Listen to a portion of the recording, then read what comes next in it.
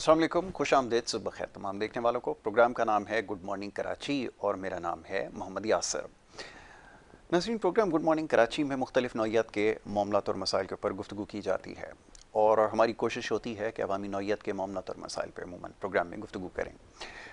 और उसमें भी जो सर फहरिस्त मामलात हैं जिसके ऊपर हम कोशिश करते हैं कि ज़्यादा बात करें, वो हालात हाज़रा के हवाले से, मुल्क की सियासी सूरत हाल और उसके साथ साथ मौशी सूरत हाल के हवाले से हम प्रोग्राम्स में गुफ्तगू करते हैं। और मामलात चाहे समाजी नौइयत के हों, सियासी नौइयत के हों या दीगर मामलात हों, कोशिश करते हैं कि सुबह के वक्त हल्के फुल्के अंदाज में इसके ऊपर गुफ्तगू की जाए। इसके साथ साथ कुछ मामलात और मसाइल आपकी सेहत के हवाले से प्रोग्राम में ज़ेर बहस आते हैं, जो कि प्रोग्राम के दूसरे हिस्से में अमूमन हम डिस्कस करते हैं। तो सिलसिला इंशाल्लाह आज भी जारी रहेगा। और इसके साथ साथ मुल्क की इस वक्त जो सियासी सूरत हाल है, बड़ी तेज़ी से सूरत हाल तब्दील होती नज़र आ रही है और जो कुछ हो रहा है इसके ऊपर गुफ्तगू करने की इस वक्त ज़रूरत है। और साथ साथ माह मुबारक के आगाज़ से ही ये सिलसिला जारी है। जो बढ़ती हुई महंगाई है, एक बहुत बड़ा चैलेंज एक आम आदमी के लिए हमेशा से रही है। ये कोई पहला मौका नहीं है कि जिस वक्त माह मुबारक में अशिया खुर्दनोश की कीमतों में बेपनाह इजाफ़ा हुआ, और ये सिलसिला इस माह मुबारक में भी जारी रहा। और इससे पहले भी ये बात हो चुकी है कि सूरत हाल में कोई बेहतरी बज़ाहिर नज़र नहीं आ रही है। अब देखना यह है कि नौज़ायदा हुकूमत जो है तो किस किस्म की मौशी पॉलिसियाँ मरतब देती है। अभी जिन चीज़ों की तरफ निशानदही की है हुकूमत ने, उसमें इदारों की निजकारी एक बहुत बड़ा मामला और मसला रहा है कई दिहाइयों से, और इसके ऊपर अब ज़्यादा ज़ोर दिया जा रहा है। तो अब देखना ये होगा कि इदारों की निजकारी से क्या मामलात और मसाइल हल हो सकते हैं। और दूसरा ये सबसे ज़्यादा हम बात कि एक आम आदमी के लिए जो बढ़ती महंगाई का मसला है, क्या इसको हल किया जा सकेगा। इन तमाम मामलात पर गुफ्तगू की जाएगी। मौजूद मेहमान स्टूडियोज़ में तशरीफ़ फरमा हैं, उनको सबसे पहले खुशामदीद कहूँगा और उसके बाद फिर गुफ्तगू के सिलसिले को आगे बढ़ाएंगे। सबसे पहले मौजूद मेहमान, आपका ताल्लुक़ पाकिस्तान तहरीक इंसाफ से है, सलीम सचवानी साहब मरकज़ी रहनुमा है, तशरीफ़ फरमा है, उनको खुशामदीद कहता हूँ। बहुत शुक्रिया सलीम प्रोग्राम में वक्त देने के लिए। उनके हमरा तशरीफ़ फरमा है अनिला साबिर साहिबा, पाकिस्तान पीपल्स पार्टी से आपका ताल्लुक़ है, विमेंस विंग की जो है रूहनुमा है, और हमारे प्रोग्राम्स में अक्सर व बेशतर आप उनको देखते हैं। उनको मैं खुशामदीद कहता हूँ। अनिला, बहुत शुक्रिया आपका प्रोग्राम में। बिल्कुल ठीक ठाक। सलीम साहब, गुफ्तगू का आगाज़ जो हुकूमत की पॉलिसीज़ है उससे किया जाएगा, और तनकीद करने के लिए बहुत सारे मौक़े हैं। जिस तरह इस वक्त सूरत हाल है और इदारों की निजकारी का ख़ास तौर पर मैंने जिस तरह निशानदेही की है, क्या आपको लगता है, एक महसूस होता है कि इनसे मामलात हल हो सकेंगे और मौशी सूरत हाल में वाक़ईतन बेहतरी आ सकती है? क्योंकि ये एक बहुत बड़ा चैलेंज हमेशा से रहा है हुकूमत के लिए, और महज वादे और दावे तो किए गए, ताहम अमलन कुछ इसके ऊपर नहीं हो सका। तो इस दफ़ा क्या सूरत हाल बनती हुई नज़र आ रही है? मैं चाहूँगा ज़रा इसके ऊपर तबसरा कीजिए। जी देखिए, इदारे जो प्रॉफिट में चल रहे होते हैं जी, उनको पहले नुकसान में लाया जाता है। बिल्कुल ठीक है। उसके बाद में उसको औने पौने दामों बेच के अपन किकबैक्स बनाई जाती हैं, बहुत खूब। और ये आज तक यही होता हुआ आया है। पीआईए जो पिछले दौर में प्रॉफिट में चल रही थी, उसको पहले नुकसान में लाया गया, अब बेचने की जा रही है। एक रोज़ वेल्ट बिक रहा था तो इतना शोर मचा था, बिल्कुल ठीक है, कि नहीं बिका।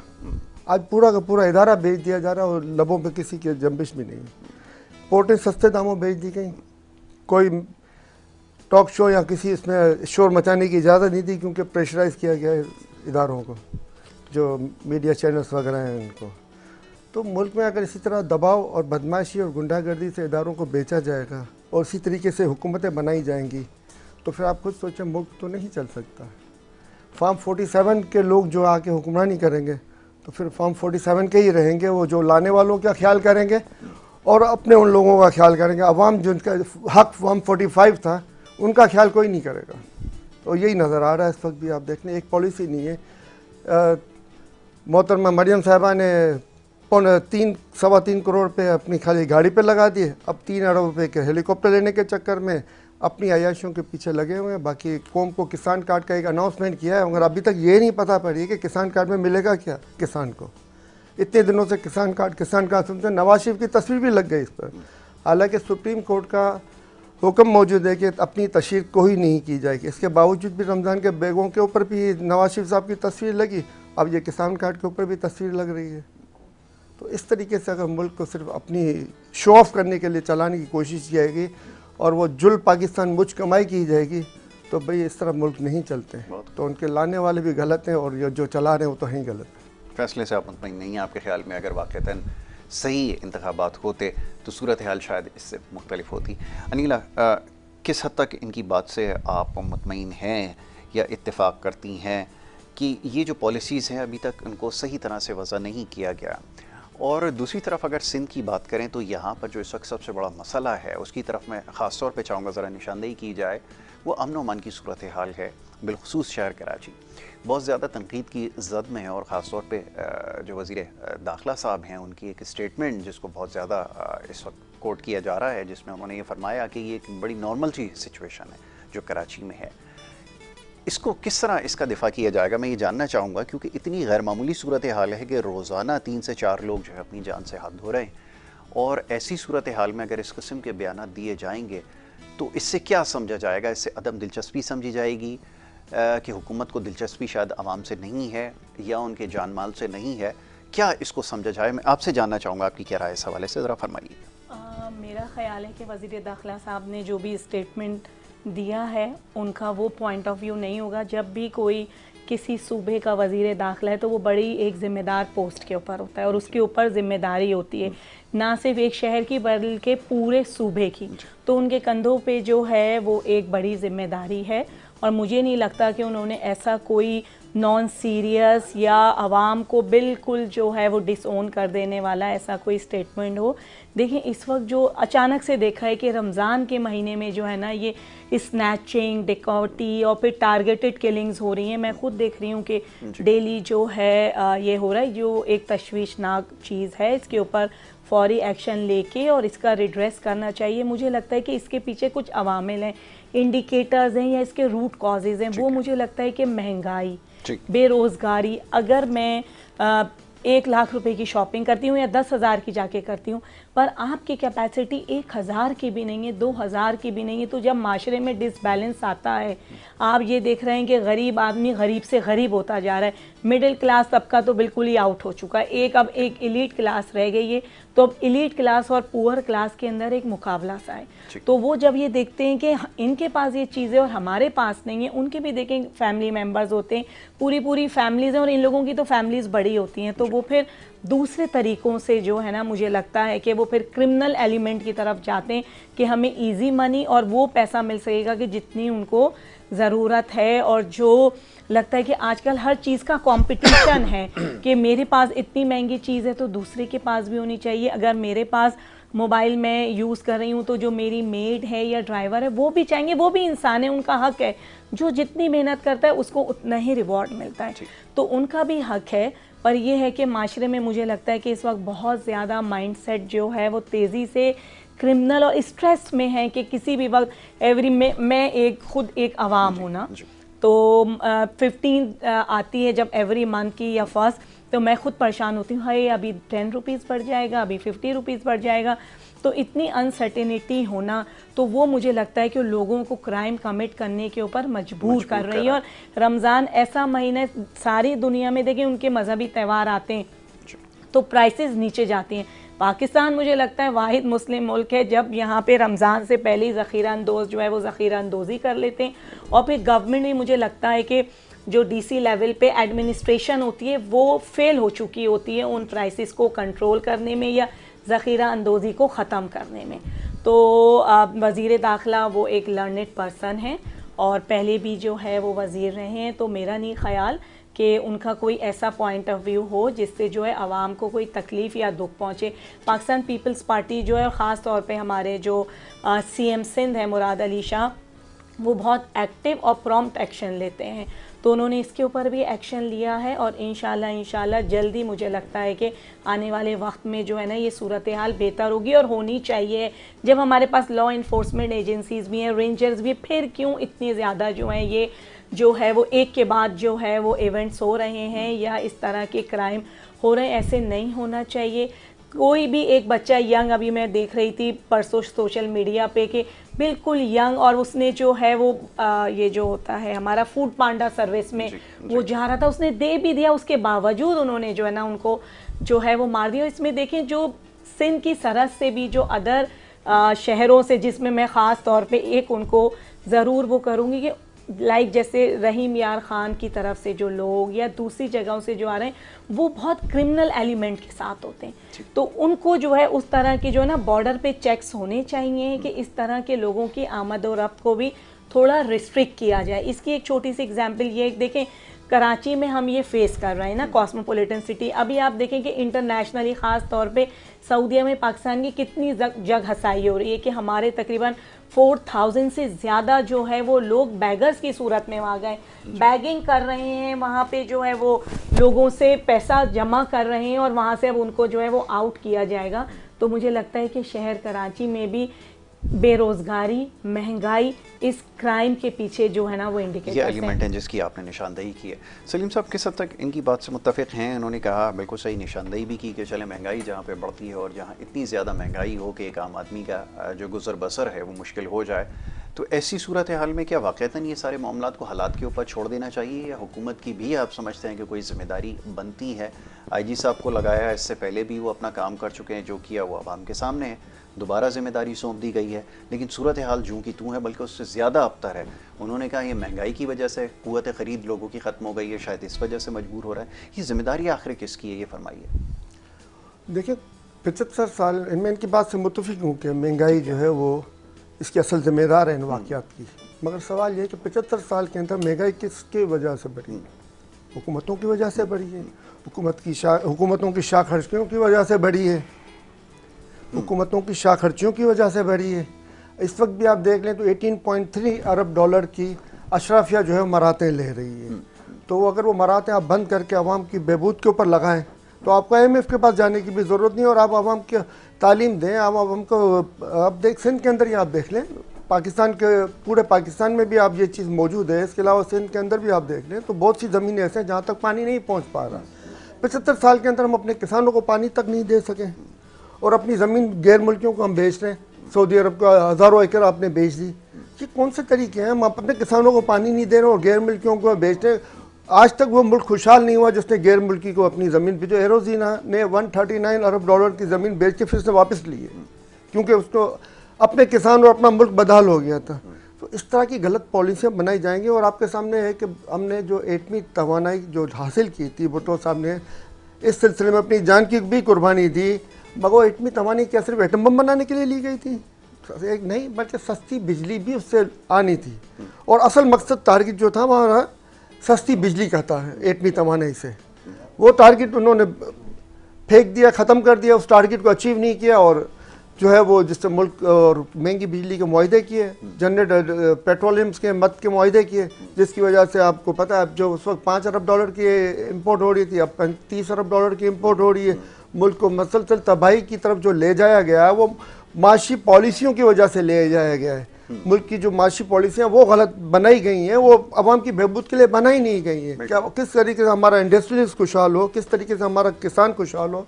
आप देख लें हमारे 90s के अंदर में हमारे जो इंडस्ट्रीज था, लोकल इंडस्ट्रीज हज़ारों की तादाद में, 1 2 3 4 या 500 600 ने हज़ारों की तादाद में वो मुल्क छोड़ के उसको भागने पर मजबूर किया गया। उनको बत्ती की पर्चियाँ भिजवाई गई, इनके बच्चों को अगवा किया गया, उनको तरह तरीके से तंग किया गया। वो अपना मुल्क छोड़ के क्या मल्टी नेशनल कंपनियों को बाइज़्ज़त तौर पे यहाँ पे लाया गया। ये ईस्ट इंडिया कंपनी वाले जो लोग यहाँ पे मुसल्लत हैं, जो पाकिस्तान के नहीं अवाम की नहीं सोचते, उनके दिमाग जो है वो बैरून मुमालिक में अटके होते हैं। वहाँ पे इनको अपनी प्रॉपर्टियाँ बनानी होती है, वहाँ पे इनको अपने पैसे जमा करने होते हैं। जब तक ऐसे लोगों को फॉर्म 47 के ज़रिए लाया जाएगा वो मुल्क खुशहाल कभी नहीं हो सकता। ये पाकिस्तानी कौम से गद्दारी थी, है और रहेगी। अनिल ज़रा फरमाइएगा, उन्होंने रिस्पॉन्ड करते हुए कहा है कि ये जो कुछ होता रहा है ये माजी की पॉलिसियों की वजह से हुआ है। अब लॉ एंड ऑर्डर की सिचुएशन की अगर बात करें तो पीपल्स पार्टी का ये तीसरा चौथा टेन्योर है इसमें कंटिन्यूटी के साथ, और अभी भी सिचुएशन वैसी ही है।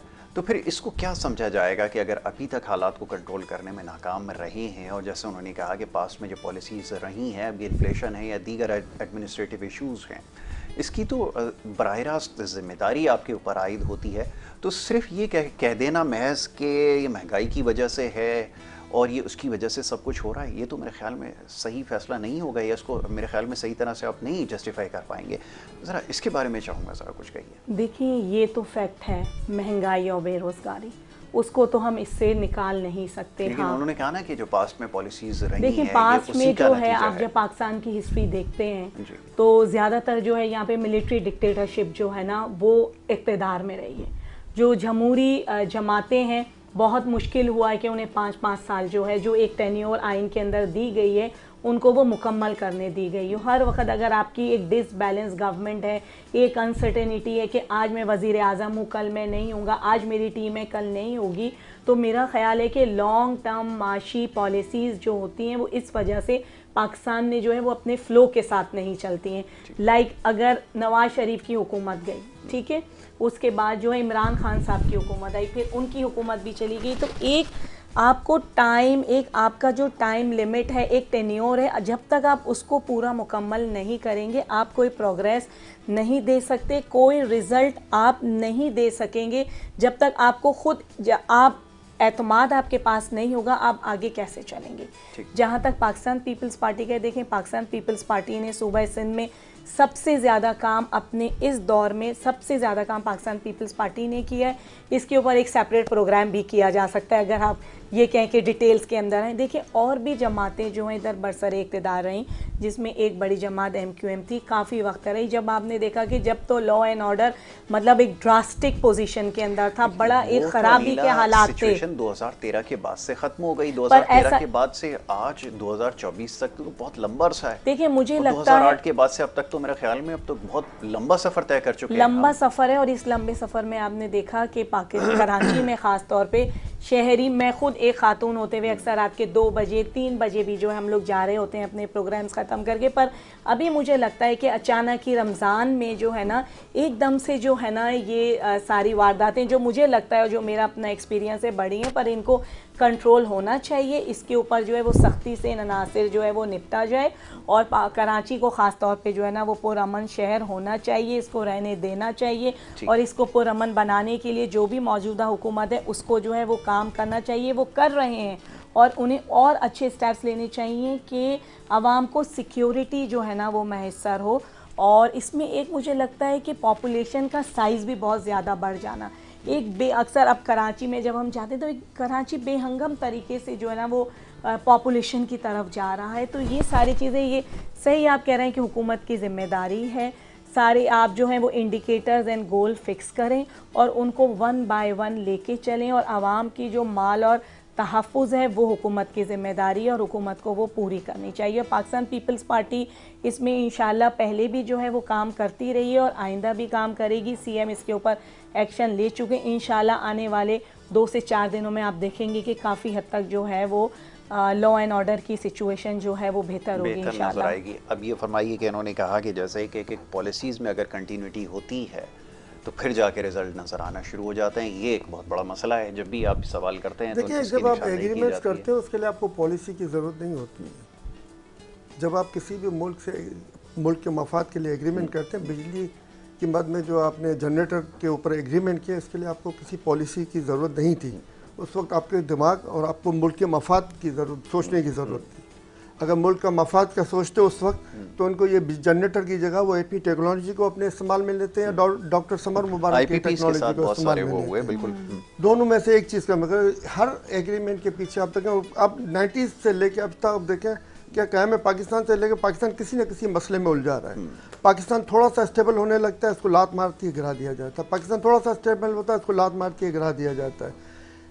जब इंटरनेशनल और नेशनल हमारे मिल के जब इस तरह की हरकतें करेंगे, मुल्क के मफाद का नहीं सोचेंगे, वो तो नहीं सोचेंगे बाहर वाले, जब हमारे खुद के लोग भी नहीं सोचेंगे मुल्क के मफाद का और अपने पैसे बाहर रख के अपनी प्रॉपर्टियाँ बाहर खरीद के और गुजारा करेंगे, तो आप बताएं मुल्क कैसे आ जाएगा। आपका हमारा आर्मी चीफ देखें बाहर प्रॉपर्टियाँ जमा करके बैठे हुए होंगे, हमारे चीफ जस्टिस साहबान देखें बाहर प्रॉपर्टियाँ जमा करके बैठे होंगे, हमारे बड़े बड़े सियासतदान सियासी पार्टियों के लीडरान आप देखें बाहर पैसे जमा करके बैठे हुए, बाहर प्रॉपर्टियाँ जमा करके बैठे, हमारे ब्यूरोक्रेट्स आप देखें बाहर प्रॉपर्टियाँ जमा करके बैठे हुए।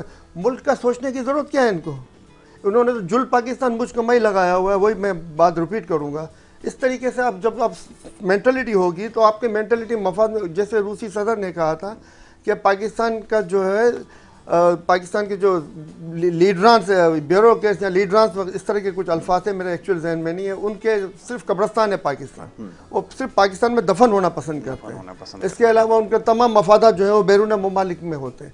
जब आप बताओ इस तरीके की मेंटलिटी के लोग हम पे मुसल्लत हो गए, मैं दोबारा रिपीट करूँगा कि जब फॉर्म 47 वाले लोग अवाम की ख्वाहिशात को पैरों तले रोंद के मुसल्लत होंगे हम पर, और जो मुसल्लत करने वाले भी मुल्क के मफाद का नहीं सोच रहे, और जो मुसल्लत हैं वो तो सोच ही नहीं रहे सर। बिल्कुल ठीक है।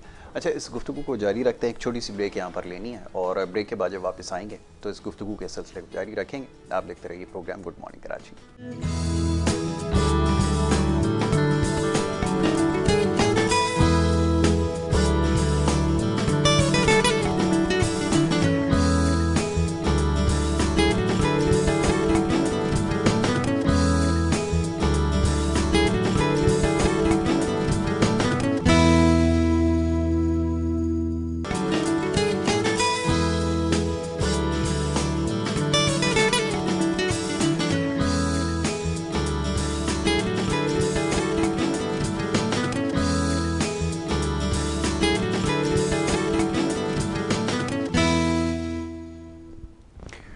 प्रोग्राम में आपको एक दफ़ा फिर खुश आमदीद कहेंगे। ब्रेक पे जाने से पहले हमारी गुफ्तगू जारी थी, मुल्क की सियासी सूरत हाल पे बात कर रहे थे। अनिला यहाँ पे तशरीफ़ फरमा हैं, उनसे अब इस बारे में मज़ीद गुफ्तगू की जाएगी। अनिला, ये फरमाइए, जैसा भी इन्होंने कहा कि फॉर्म 45 और 47 का जो तस्करा है अभी ख़त्म नहीं हुआ है, आपके ख्याल में क्या बात अब आगे बढ़ जानी चाहिए? वाक़तन इसको अगर हम इसी तरह मामलात को अगर नज़रअंदाज करते रहे तो फिर आगे सूरत हाल बेहतर होने की जगह मज़ीद जो है वो ख़राबी की तरफ जाएगी। आपकी इसके बारे में क्या राय है? ज़रा फरमाइएगा कि आपके ख्याल में वाक़तन अब इसके ऊपर बात ख़त्म होनी चाहिए या इसकी अभी भी इस्लाह की ज़रूरत है या गुंजाइश मौजूद है, और मज़ीद ये कि हुकूमतों की क्या ज़िम्मेदारी इसके ऊपर बनती है कि आगे इस तरह के अगर आम इंतखाबात जिसके अंदर सभी को तहफ़्फ़ुज़ात हैं, ये पहला मौका है कि जीतने वाले भी तहफ़्फ़ुज़ात का इज़हार कर रहे हैं, इस सिलसिले को अब ख़त्म होना चाहिए, इसके लिए कुछ अमलन करने की ज़रूरत है या करने का इरादा रखते हैं? ये ज़रा फरमाइए। ज़रूर होना चाहिए। देखिए, इंतखाबी जो इस्लाहत हैं इसके ऊपर जो है वो पहले भी कई दफ़ा जो है वो पाकिस्तान पीपल्स पार्टी बात करती रही है, और ख़ास तौर पे चेयरमैन बिलावल भुट्टो बार बार कहते रहे कि इंतखाबी इस्लाहत होनी चाहिए। फॉर्म 45 एंड 47 की गूंज है और रहेगी। इसमें जो है वो ज़रूर इसको सही होने की ज़रूरत है, और इसके जो बेटर फोरम है वो इलेक्शन कमीशन और आगे कोर्ट्स हैं, उन्हें चाहिए कि वो इनको सीरियसली लें, और जो भी जिस भी पार्टी के कंसर्न्स हैं, मेरी पार्टी हो, पीटीआई हो, मुस्लिम लीग हो, कोई भी पाकिस्तान की पॉलिटिकल पार्टी है, अगर उसको उसके ऊपर अपने तहफ़्फ़ुज़ात हैं तो इलेक्शन कमीशन को चाहिए कि उन तहफ़्फ़ुज़ात को दूर करें, और इन चीज़ों को कि आइंदा नेक्स्ट इलेक्शन में, क्योंकि ये हमने देखा है पाकिस्तान में कि जब भी इलेक्शंस होते हैं तो धांधली का शोर हो रहा होता है, ये एक हमारा रूटीन का वो बन गया है। तो पाकिस्तान में इस दफ़ा ऐसी लेजिस्लेशन होनी चाहिए जो इंतखाबी इस्लाहात में सारी पॉलिटिकल पार्टीज़, पीटीआई हो, मुस्लिम लीग नून है, पाकिस्तान पीपल्स पार्टी है, और अदर जितनी जमातें वो सब बैठें, एक ही कंसेंसस पे आएँ, और क्योंकि ये उन सब से वाबस्ता है, जो इंतखाबी इस्लाहात होंगी वो मेरे लिए, आपके लिए, इनकी पार्टी के लिए, सबके लिए जो है वो फ़ायदेमंद होंगी। कभी मेरी पार्टी बरसरे इक़्तिदार, कभी इनकी पार्टी बरसरे इक़्तिदार, ये तो इसका एक रूटीन है, एक सिलसिला है कि कभी हम कभी वोट लेकर आ रहे हैं, कभी ये मेजॉरिटी से आ रहे हैं। तो एक अच्छा इंतखाबी सिस्टम देना चाहिए है जिसके तहत आइंदा इस तरह की शिकायतें जो हैं वो सामने ना आएँ। ये इल्ज़ामात मज़ीद और कब तक चलेंगे? अभी फॉर्म 45 और 47 का तस्करा यहाँ पर हुआ, इससे पहले RTS की जो है वो मामला ख़त्म नहीं हुआ, फिर वो एक बड़ा तवील अरसे तक चलता रहा और उसको हुकूमत मानने के लिए तैयार नहीं थी। अब ये मामला कैसे हल होंगे, ये तो ज़रा फरमाइएगा अगर अब ये ख्याल आया 47 का। 18 तक ये बातें सुनने में आई, RTS ब्रेक किया, ये हो गया वो हो गया, हालांकि 18 के अंदर भी PTI की 35 नशिस्तों पे गायब कर दी गई थी ताकि वो लूली लंगड़ी गवर्नमेंट बने। और मगर इसके बाद इमरान खान साहब ने जो है वो इस तरह के वाक़यात ना हो और आवाम को वोट का हक़ मिले, इसके लिए EVN मशीन लाए, जिसके अंदर जो है वो धांधली के जो 130 तरीक़ों में से कम होके 25 या 30 तरीक़ों के दरमियान तक बचते थे कि अगर कोई धांधली करना चाहे तो उससे बहुत कम हो गए थे चांसेस। अगर सब ऑनलेस बैठे हुए हैं तो वोटिंग के यानी 6 बजे वोटिंग क्लोज थी, 6:05 के उनके हाथ में रिज़ल्ट आ गया।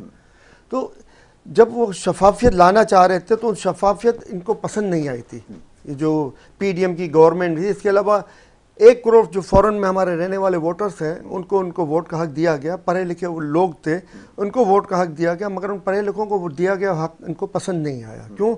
कि इनको धांधली करनी थी। इनको पता थी कि वो इंतखाबी मैदान में ईमानदाराना इलेक्शन से हरा नहीं सकते, फॉर्म 45 के तहत वो हरा नहीं सकते। फॉर्म 45 सर ये होता है कि तमाम पोलिंग एजेंट और प्रिजाइडिंग ऑफिसर के साइन होते हैं। ये होता है अवाम का हक, जो प्रिजाइडिंग अफसर के साइन और अंगूठों और दस्तखत और स्टैम्प सबके साथ में आ गया। और फॉर्म 47 वो होता है जो आरओ लिखता है, जिसके अंदर किसी अवामी नुमाइंदे की साइन नहीं होती, जिसके अंदर किसी अवामी नुमाइंदगी की, तो वो फॉर्म 45 देख के लिखता है।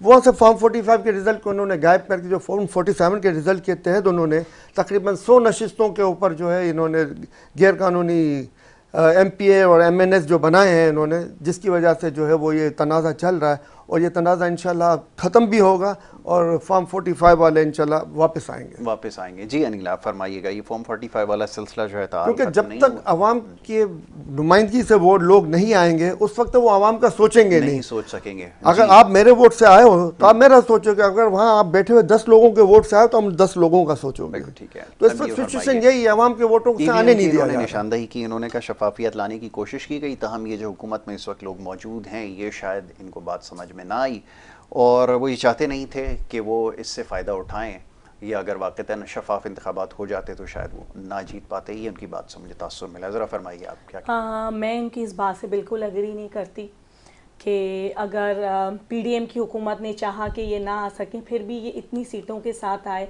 अगर धांधली हुई तो फिर कैसे जो है वो PTI इतनी सीट्स ले सकी, जबकि इनके पास निशान भी नहीं था, पार्टी का नाम भी नहीं था, उसके बावजूद भी ये सीटें जीते। और देखिए, एक पार्टी से तो पूरा पाकिस्तान चल नहीं रहा है, ठीक है, मुख्तलिफ पार्टीज़ हैं और हर पार्टी ने जो है कुछ ना कुछ वोट्स लेने हैं, किसी ने कम किसी ने ज़्यादा। इनको अगर लगता है कि इनका बयानिया बिल्कुल ठीक है तो जो प्रॉपर फोरम्स हैं उसको जाएं, उसको अप्रोच करें, फैसला उन्हें करना है। मैं और आप एज ए अवाम इसके ऊपर बात तो कर सकते हैं, पर फैसला करने की अथॉरिटी और उसके एविडेंस को देखने की अथॉरिटी उन कंसर्न फोरम्स के पास है।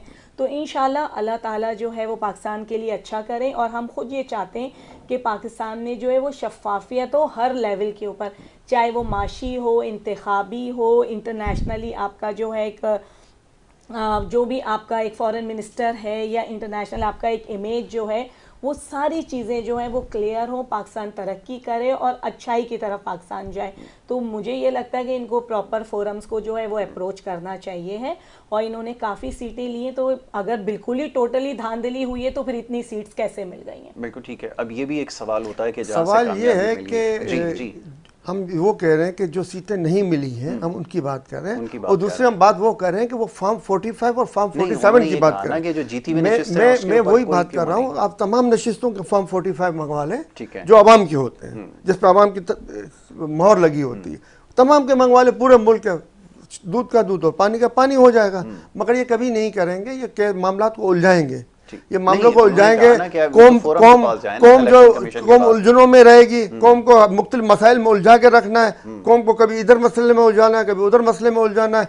कौम को उलझा के रखना जो है ना हमारी इस्टेब्लिशमेंट की ज़रूरत है, ताकि वो पीछे से मुल्क व कौम की मादनियात को गायब करे और वो कोई अकाउंटेबिलिटी ना हो। आज अरबों डॉलर के हमारे जो है वो मादनियात गायब हो रही होती है, आप देख लें आपको अकाउंटेबिलिटी है कहीं पे कि भाई कहाँ कितनी आ रही है, पाकिस्तानी कौम को उससे क्या फ़ायदा पहुंचा, पाकिस्तान कौम को क्या मिल रहा है, इसकी कोई अकाउंटेबिलिटी नहीं है। अकाउंटेबिलिटी पहले थी, वैसे हमारे यहाँ कभी ऐसा हुआ? आप तो होनी चाहिए ना, मैं तो यही मुतालबा कर रहा हूँ ना कि अकाउंटेबिलिटी करें। ये जो जितना भी तनाज़ात हो रहे हैं, जितने भी जो आजकल जो हम देख रहे हैं पाकिस्तानी कौम को उलझा के रखा गया गुज़िश्ता 50, 60, 70 साल से, उसकी असल वजूहत ही यही है कि पाकिस्तानी वही बात हो जाती है, पाकिस्तान थोड़ा स्टेबल होने लगता है, लात मार के गिरा के कुछ नया ड्रामा खड़ा कर दिया जाता है। अकाउंटेबिलिटी का अगर सिलसिला आगाज करते हैं और आपकी अकाउंटेबिलिटी लाने के लिए सबसे पहले अवाम को ताकत का सरचश्मा बनाना ज़रूरी था।